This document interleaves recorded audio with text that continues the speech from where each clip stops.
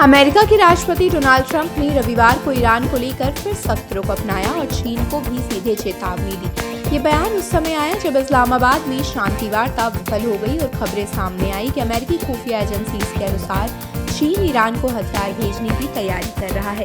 Trump ने कहा कि अगर चीन ऐसा करता हुआ पकड़ा गया तो उस पर 50% का भारी टैरिफ लगाया जाएगा। उन्होंने ये भी जोड़ा कि उन्हें संदेह है कि चीन ऐसा करेगा, लेकिन अगर ऐसा हुआ तो अमेरिका कड़ी कार्रवाई करेगा। रिपोर्ट्स के मुताबिक चीन आने वाले हफ्तों में ईरान को एयर डिफेंस सिस्टम देने की तैयारी कर सकता है।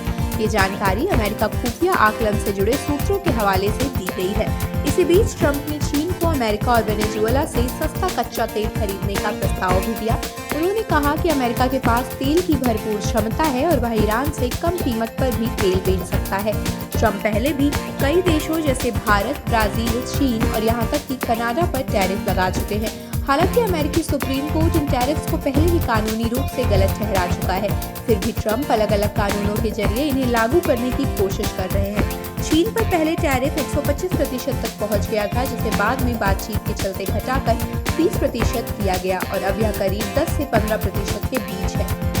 चीन ने दावा किया है कि उसने अमेरिका और ईरान के बीच युद्ध विराम कराने में भूमिका निभाई थी।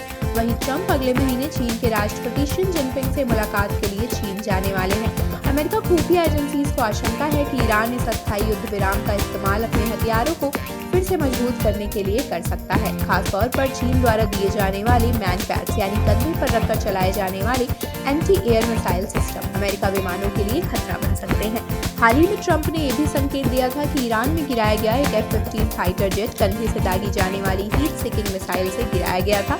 हालांकि यह साफ नहीं है कि वह सिस्टम चीनी था या नहीं। भले ही अमेरिका ने ईरान पर कई प्रतिबंध लगाए हैं, लेकिन इसके बावजूद चीनी कंपनीज तकनीकी मदद देती रही हैं। हालांकि अगर चीन सीधे हथियार सप्लाई करता है तो यह स्थिति को और भी गंभीर बना सकता है। आप देख रहे हैं सौगंध टीवी, सौगंध वतन की।